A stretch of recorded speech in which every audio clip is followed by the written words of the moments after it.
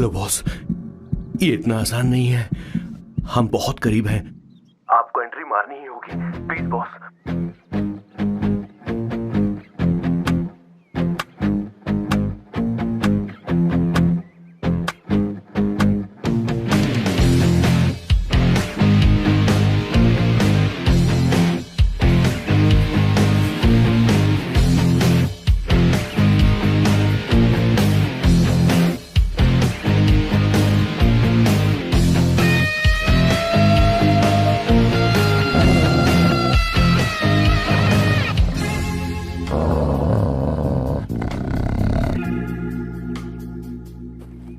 Sir. Kishore sir, वो हमें यहां से जाने नहीं देगा। तो क्या करें सर? यहां से निकलने का एक ही रास्ता है। कौन सा रास्ता? मैं सिर्फ 3 तक गिनूंगा। ठीक है। तुम उस रास्ते से नहीं भागना। बॉस, साथ में जाएंगे, वो बहुत खतरनाक है बॉस। जैसे ही तुम उस रास्ते से भागोगे, हाँ? मैं दूसरे रास्ते से भागूंगा। ओह, फिर ये मेरा पीछा करेगा। Distraction strategy, super boss. पर आपका क्या होगा बॉस? किशोर बॉस, तुम अभी जवान हो। हाँ। तुम्हारा एक सुनहरा भविष्य है। तुमने अभी तक अपनी गन तक नहीं चलाई है। गन तो मेरे पास है भी नहीं। ओह, आप बिल्कुल सही कह रहे हैं बॉस। लेकिन बॉस, मैं आपके लिए अपनी जान भी दे सकता हूँ बॉस। किशोर, ये वक्त इमोशनल होने का नहीं है। सर, ठीक है। 1 2 3 4 5 6। Please wait boss. Boss ready? 1 2 3। Boss, आप वहां क्यों खड़े? इस रास्ते से भागिए ना। ओह किशोर, तुम अभी तक प्लान समझ नहीं पाए। नहीं नहीं नहीं नहीं। Don't come please, don't come. बचाओ बचाओ, हेल्प प्लीज, भगवान बचाओ मुझे, हेल्प। नहीं, कहाँ फंस गया मैं? इन्हें मेरी सेफ्टी की जरा भी चिंता नहीं है। 2 साल से मैं इनका पिए हूँ, पर हमेशा इनके झांसे में आ ही जाता हूँ। आप लोग यही सोच रहे हैं ना कि इन मामूली से फूलों के लिए मैं इनका गुलाम बना हुआ हूँ, पर मैं आपको बता दूं कि सुगंध को महसूस करना इनका जुनून है। इनके घर में लैब है, मेरा मतलब परफ्यूम लैब। परफ्यूम बनाने में मेरे बॉस पूरे यूरोप में फेमस हैं। बूची ग्लूम, रोबो बकानो, सेल्विन क्लीन जैसे बेहतरीन ब्रांड्स को मेरे बॉस ने ही बनाया है।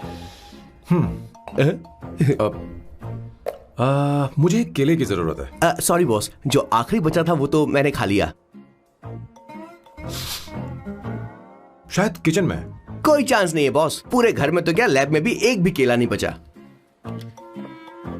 बॉस का ये टैलेंट मेरे लिए मुसीबत बन गया है। इनकी सूंघने की शक्ति भालू से भी तेज है। Very powerful nose. उस डस्टबिन से खुशबू आ रही है। इसमें सड़े हुए केले हैं बॉस। ओह, क्या हुआ बॉस? एक चीज तो भूल ही गए। क्या चीज? वो मास्क देना। ओ हाँ, अभी देता हूं।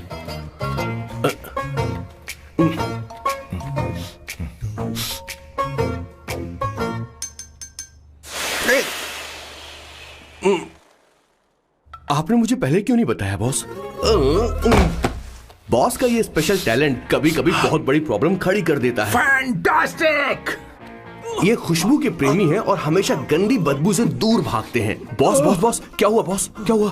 अरे, आसपास कोई मछली पका रहा है। बॉस, यहाँ कई किलोमीटर तक इंसान तो क्या घर भी नहीं है। शायद ये बदबू किसी दूसरे शहर से आ रही है। अब आप दूसरे शहर की बदबू भी सूंघने लग गए बॉस। रुकिए, मैं कुछ लेकर आता हूँ। हाँ, मास्क लेकर आता हूँ। मेरे बॉस की एक और खासियत है, इन्हें सब कुछ वेल मैनेज चाहिए। घर में फर्नीचर से लेकर तकिया तक सब कुछ सेट होना चाहिए, उनकी अपनी अपनी जगह पर। खाने पीने के मामले में भी इन्हें सफाई बहुत पसंद है। अगर प्लेट में जरा सी भी गंदगी हो तो खाना इनके गले से उतरता नहीं है। इसीलिए मेरे बॉस हमेशा डिस्पोजेबल प्लेट और कप का इस्तेमाल करते हैं। इनकी लाइफ में हर चीज यूज एंड थ्रो है। वैसे तो मेरे बॉस एक नंबर के सनकी है, पर इनका दिल बहुत अच्छा है। बॉस की कहानी से पहले आपको इनके दादाजी के बारे में कुछ जानना पड़ेगा। तो चलिए फ्लैशबैक में। 1928 में एक अंग्रेज भारत से कुछ मजदूर ब्रिटिश ले गए ताकि वो वहां पर एक बेकार सा पुल बना सकें। उन्हीं में से एक थे मेरे बॉस के दादाजी। आते समय उस शिप के कैप्टन की मौत हो गई। वैसे वो कैप्टन बहुत ही बदमाश था। सारे हिंदुस्तानियों ने अंग्रेजों को जहाज से नीचे फेंक दिया और फिर वो जहाज इंग्लैंड जाने के बजाय सीधे पहुंच गया पोर्चुगल।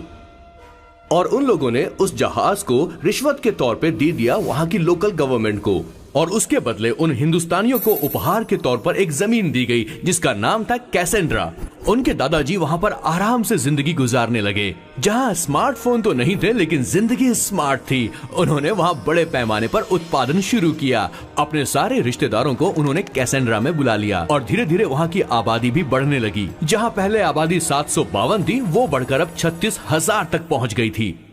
और धीरे धीरे वहां पर एक छोटा सा हिंदुस्तान बस गया और वो लोग बातचीत में पुरानी हिंदी भाषा का प्रयोग करते थे, जैसे कि ब्रेकफास्ट को अल्पाहार, गुड आफ्टरनून को शुभ मध्य वेला और गुड मॉर्निंग बन गया शुभ दिन। मैं यहाँ पर पिछले 2 सालों से रह रहा हूँ, लेकिन इनकी भाषा मेरे पल्ले तो बिल्कुल नहीं पड़ती। फिर भी मैं इस भाषा को समझने की पूरी कोशिश करता हूँ। This is the brief history of 1928 Hindi first batch of Cassandra. मेरे बॉस की पूरी कहानी अलग हुई होती अगर उनके दादाजी उस जहाज में नहीं होते, तो फिर क्या होता।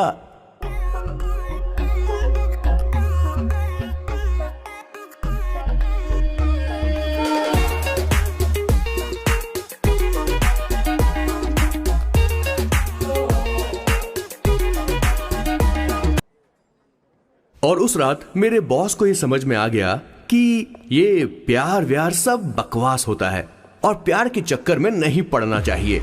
उस दिन के बाद से मेरे बॉस की हर रात रंगीन होने लगी।